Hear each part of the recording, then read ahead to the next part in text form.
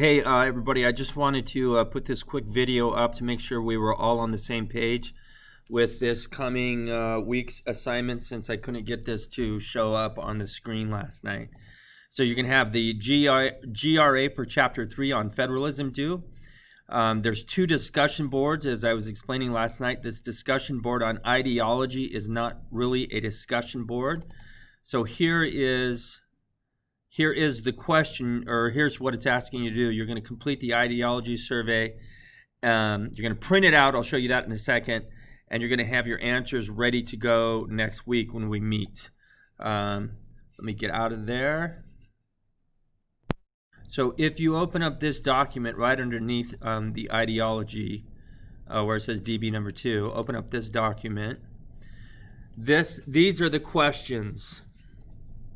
So you'll look at these questions. Here's the first one: affirmative action programs are necessary to redress past discrimination against minorities and women. Period. Based upon the preceding statement, with which of the following statements do you most closely identify? Then you'd read each one of these.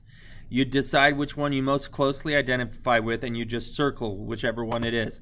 Now, if you don't identify with any of them, find which one is least objectionable to you. Circle that. Do that for all 21 of the questions on this.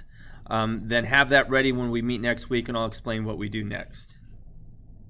Okay, so then this ant and the grasshopper is more of a traditional discussion board where you will read this, and then you will answer these 3 questions. Make sure you answer them with some substance. I put up on the class website, basically, as a group, you guys did very, very well as a group on the last discussion board. If you didn't get full credit, you're just not giving me enough support of what you're saying. So make sure you do that. So this file is, of course, the student notes for the lecture videos on federalism, and you can print that out, and here are the links to the lecture videos. This is more typical for what you're going to get on any given week. Some will be a little more. Very few will be less. So that's it. I hope that's helpful for this next week. And if you want to get a head start on the subsequent weeks, this stuff is available as well.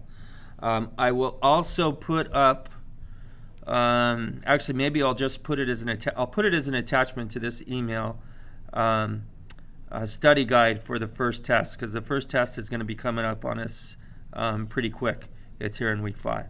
So at any rate, I hope that's helpful, and if you need to talk to me, you can send me an email. Remember, I'll be out of town starting tomorrow at 12 o'clock. I will be able to check my email, but kind of sporadically, not as consistent as I've been during these first 2 weeks. Hope that's helpful. Thanks.